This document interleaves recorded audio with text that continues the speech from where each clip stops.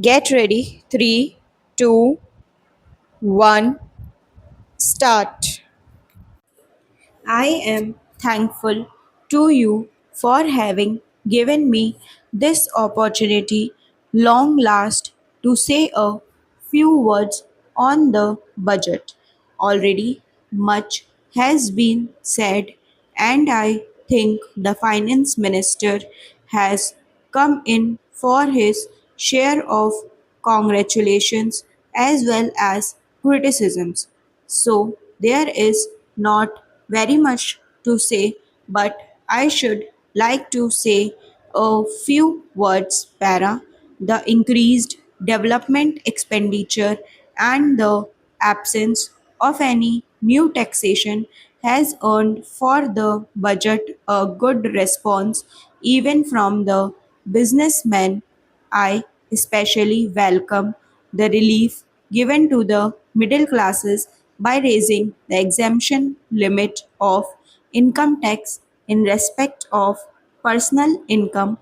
No doubt this is some relief to the middle classes, but I would request the finance minister if he could raise this exemption limit from rupees 4,000 to rupees 6,000, as that would give substantial relief to the middle classes.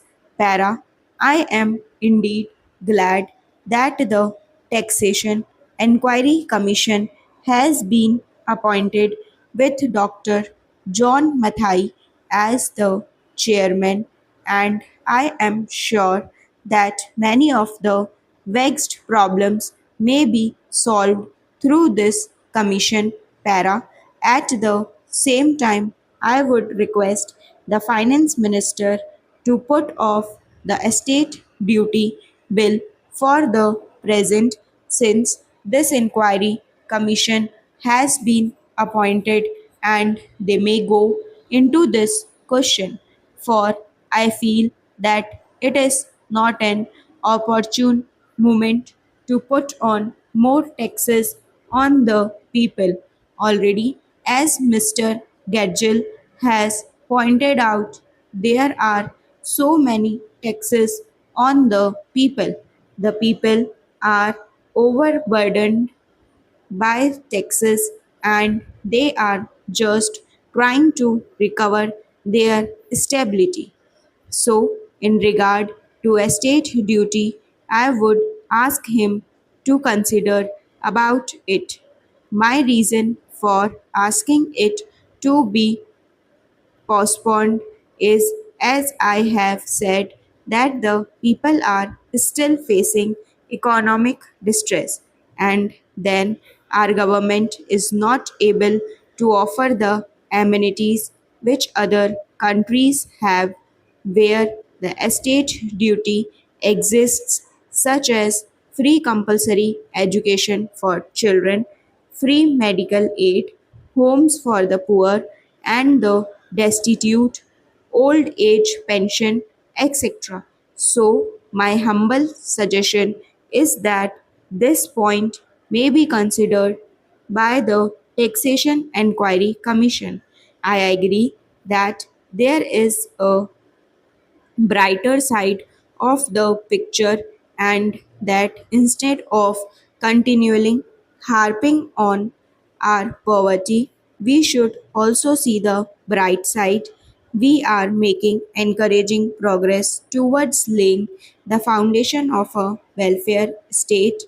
Para, with the cooperation of all and the implementation of the 5-year plan, I am sure, sir, that we should be able to lay the foundations and fulfill the dreams of India.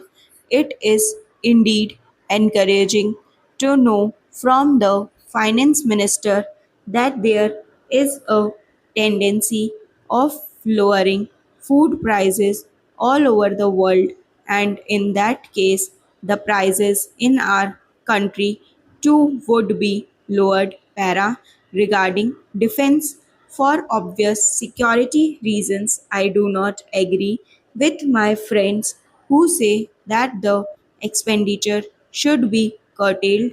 It is not advisable to take any undue risks and slacken the defense arrangements. Indeed, defense is one of our valuable assets, although strange to say there seems to be adverse opinion in some quarters. I agree with what General Cariappa once said that God and army are remembered only when there is trouble. The army consists of the most disciplined and loyal set of young men. It would not be proper to affect economy in the pay of these brave officers, as it would not be an incentive for the right type of young men to join the army, and it would become ineffective and inefficient. I believe already officers who were drawing rupees 1400 as their pay are now getting only rupees 700 and about rupees 100 as allowance. That is, they are getting about half of what they were getting before para.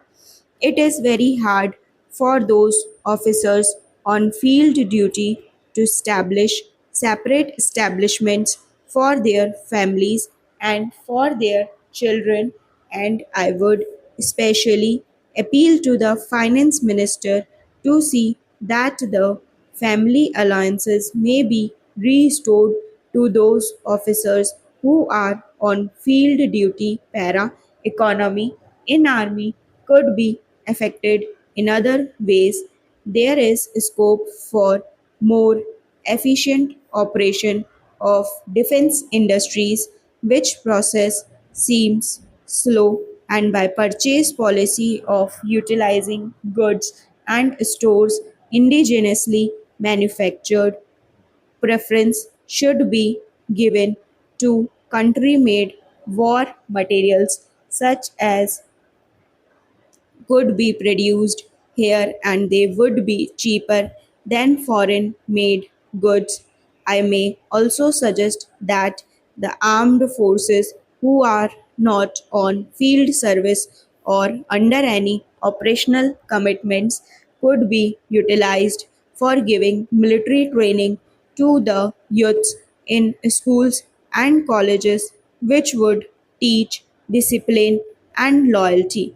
The university authorities should make military training as part of their compulsory education, just as they have adopted social, domestic, and political sciences. The National Cadet Corps is already inculcating military training in some universities, such as Bombay and Calcutta.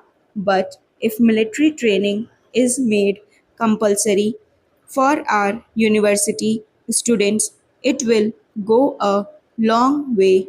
Stop.